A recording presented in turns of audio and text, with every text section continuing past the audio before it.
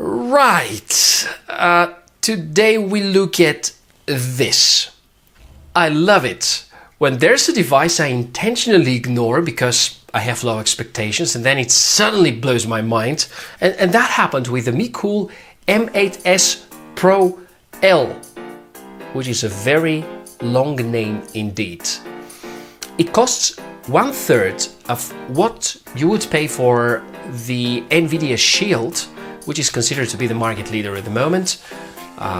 Video playback, online radio, movies, TV shows, online TV, Netflix, gaming. That's a small bit of everything that this little device is capable of doing. Let's check it out.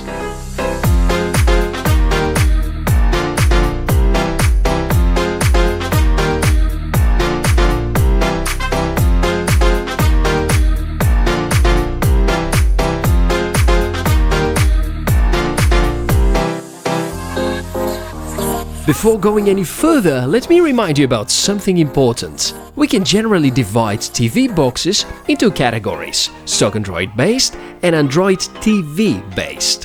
While the operating systems have a lot of similarities, the Android TV editions are certified and support some extras that the others don't, like Full HD and 4K streaming of Netflix. The unboxing experience with the MeCool is positive. You may have watched the previous review of the original M8S, which also was a wonderful TV box. The user guide immediately refers to the remote, which supports voice commands. Please note that the voice-enabled remote control is optional.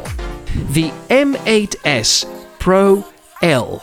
I have to admit, naming here is a bit annoying. Looks great and feels great, and has the same design as the rest of the M8S series. It is powered by relatively decent hardware, the best to date coming from AMlogic. That's the octo-core S912 CPU, 3 GB of RAM and 16 or 32 GB of ROM.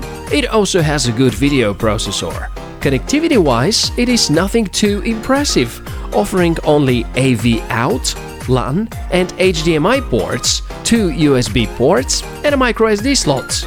In fact, this is exactly all I need, because I usually pass the sound through the HDMI over my TV. Some people prefer SPDIF though, which is not available with this model. And so, we have an excellent starter pack.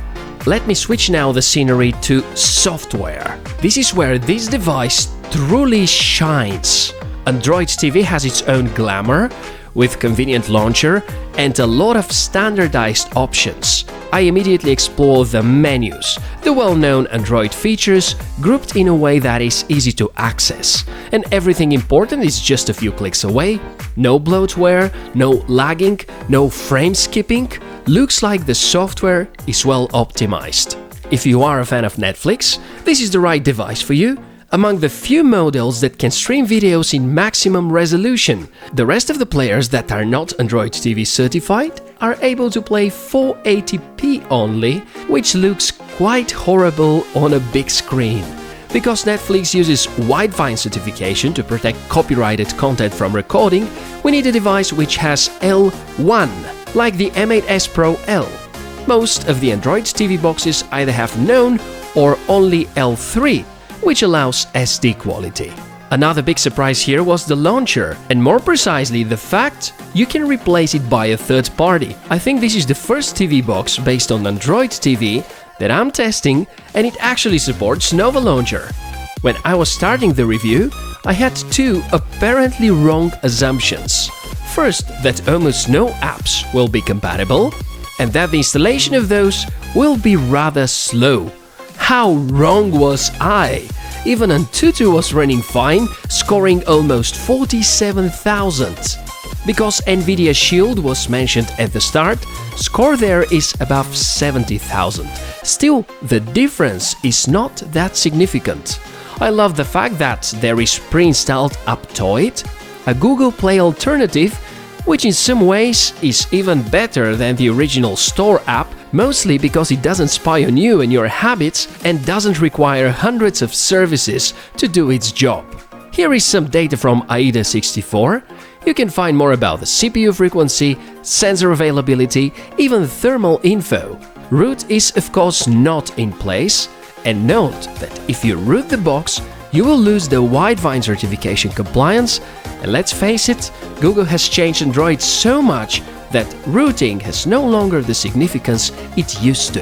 The next test was Geekbench, results were decent, and we can put the M8s Pro L among the quickest devices based on the S912 CPU. Also, note that the embedded Wi-Fi supports both 2.4 and 5 GHz, unlike many other players where 5G compliant adapter is missing. Turning the device into a gaming station is a great idea. All I had to do is to add my Bluetooth Xiaomi gamepad. You can watch me now cutting corners on Real Racing, but from software perspective, there are no corners cut. Excellent job! I have tried many different games, and everything remained smooth, without lag, and where possible with more graphic details. While I'm not a passionate gamer, the experience with these games was so good that I easily killed a few hours. With one word, this device is impressive. Starting at just 70 bucks, you get the ultimate multimedia experience with best-in-class performance and even Netflix at full power. I have been reviewing TV boxes on the channel for such a long time and never asked you which are your favorite 3 apps that you run or wish to run on your own TV box. I will start with mine in the comments below. You have been a great guest to my channel. Make sure to become part of the big family by subscribing. Liking and sharing the video via social media will bring a lot of joy, first to me, and then I'm sure it is eventually returning back at you. And thank you in advance for doing so. Enjoy the rest of the day, and I'll see you soon.